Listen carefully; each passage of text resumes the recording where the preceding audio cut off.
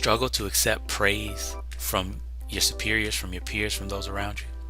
Is it easier for you to constantly figure out what are the things that you've done wrong and all of the things that you could have done better than to really celebrate and accept your accomplishments? Well, if this is the case for you, you might be dealing with imposter syndrome, which is a general feeling that affects high achievers where we can't seem to accept the praise and the accolades that are being brought upon us. We believe that when people find out how we mess up or that we are not as good as they think we are, that the other shoe is going to drop or that we'll be realized to be a fraud. And in this video, I'm going to help you to understand imposter syndrome and to put it in your rearview mirror for good, because you do have greatness within you. You have been doing amazing things, and today we're going to figure out how to move past it so that you can understand that you are not just necessarily what you see in the mirror. Welcome to Thrive Nation.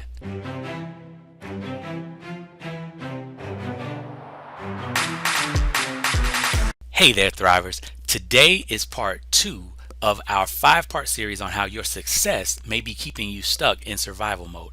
And today we're talking about imposter syndrome. Now, this is an episode where we're really going to dig in and we're going to talk about how your brain works, how you see yourself, because the key thing that I want you to take away from today is that we have to be aware of the misperceptions that we have of ourselves. You are not what you see, right? Because you don't see everything about you. And as we go through today's lesson, I really want you to dig in and look at the different ways that your perception is skewed. And right, I'll start with my story, because during my thriving in chaos journey, the last 20 years, a large part of that 20 years, I dealt with imposter syndrome.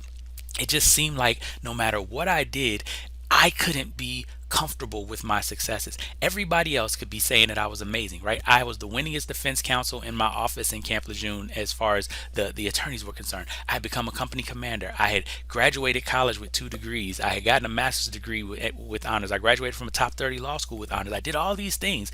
But to me, in my heart of hearts, it just felt like I was battling with who I thought I was, who I saw myself as. I knew when I didn't turn a paper in on time. I knew when I didn't really work hard on something. I knew when I dropped the ball. And I was always constantly feeling that if everybody else knew when I dropped the ball, then they wouldn't think so highly of me. So I could never really accept that praise, because there was this little nagging voice in the back of my head always saying, well, if they knew about all the mistakes that you made and all the ways that you fell short, they wouldn't think so highly of you. So the only reason that they think that highly of you is because they don't know.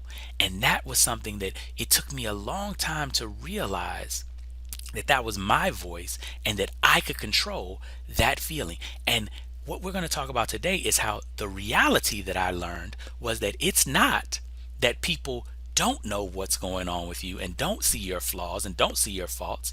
It's the exact opposite.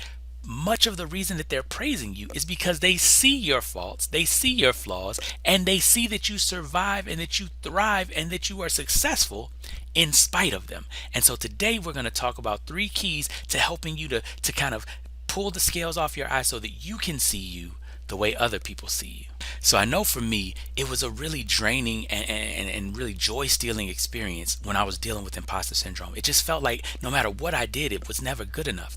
And one of the first things that I had to realize was that that voice that's there is there for a reason, and that I can't eradicate it completely. You know, I heard a lot of stuff, and you got positive mental attitude, and you just got to think well, and that never worked to get that voice to go away. And the reason it never worked is because that voice has a purpose. You see, our brains have been developed to help us survive. So survival mode is actually a good thing. It's better than the alternative of not surviving. But what we're trying to do is thrive in chaos. And in order to thrive in chaos, in order to be in thriver mode, you have to realize that you have to focus your brain on things other than what it's naturally focused on. Your brain is designed to filter out a lot of the positives. Our brain allows 6 to 9 times more negative things to come across our consciousness than positive things. That's the normal status. So the first thing that you have to realize is if that's your normal setting, you have to be intentional about finding the positive things. But don't think that that negative setting is problematic, or that you need to just eliminate it completely. No, it's there to keep you aware of the things that are threats that are dangerous for you. But on the other side, you have to focus on the positives. Understand that there's nothing wrong with you for seeing those negatives. That's normal. That's the way your brain is set up. We've just got to make sure that our intention is to focus on the positives and to celebrate our wins. But wait a minute, Rob. If all of these faults that I'm seeing are true and I'm not trying to eradicate the negative thoughts, then how am I going to deal with the fact that I'm worried about people finding out that I'm a fraud? Well, that brings me to point two, and that's the fact that people aren't blind. People see your faults. So many times we walk around thinking that people don't know what's wrong with us, thinking that people don't see what's going on with us and how we make mistakes and how we mess up. But that's not true. It's not that people don't see your faults. They actually see your faults all the time. And for us to walk around thinking that people are blind is what is really causing this imposter syndrome to have such a hold on us. We think that what they see is our mask. We think that what they see is just the successes that we've had. And so then we are shackled to those successes and to keeping up the impression of being perfect and keeping up the impression of not making mistakes because we think that that's how other people see us. But the key is that's not how other people see you. Other people are not blind. They see your faults. They see your mistakes. So realize, again, the point of this video, you've got to see you differently. And in the next step, we'll talk about how you can see you like other people see you. So the final key to overcoming imposter syndrome is to realize why it is that people are giving you the praise and the accolades that you're getting. They're giving it to you because you have indeed and in fact earned it. They're giving it to you because they see your faults. They see your mistakes. They see where you're starting from. And you are succeeding despite those things. And people can see that. People can see that you're struggling. People can see that you may not be to every meeting on time, or that you may not spell everything right in the reports, or that you may have to do things 2, 3, 4 times. They see the work that you're putting in. They see you when you fall down, but they see your success despite the falling down. And so once you're able to recognize that the reason that people admire you is the same reason that you admire other people, you don't think that your favorite celebrities or your favorite gurus are perfect. You know that they're human, but you see the humanity in them and their ability to be successful despite their humanity, and that's what makes you root for them even more. And that's what people see in you. Once you can see that in you, then you can get rid of imposter syndrome forever and know that you are enough right now. You are good enough and you are constantly getting better, and that's the real you. And so you, instead of seeing what you see in the mirror, right, with that 6 to 9 times more negative than positive, you begin to see you for who you really are, someone who can overcome, someone who can survive all of the problems that are in the world but still be successful. So in closing, in summary, the whole idea is that you are not what you see.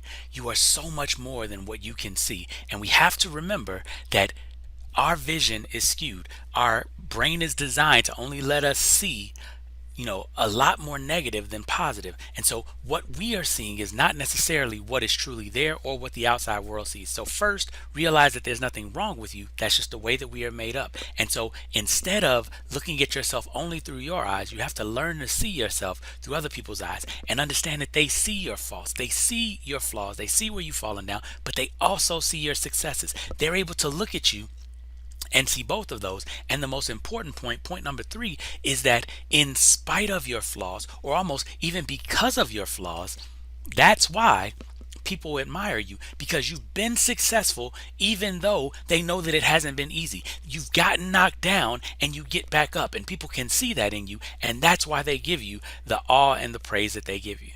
So here's your homework. I want you to not just believe it because I said it, but I want you to think back to the people that you admire. Think of your heroes. Think of the stories that have always kind of inspired you as you've grown up and gotten to where you are today. Think about what is the adversity, or what is the thing that they got through. Think about whether or not you believe that they're perfect, or whether in spite of their flaws, you still respect them, and even more so, you like that story of them getting knocked down and getting back up, because it helps you to believe that you can do it. So I want you to think about that, and I want you to put that story, whoever it is, whoever your hero is, in the comments, and tell us why you admire their resiliency story. Put that in the comments below.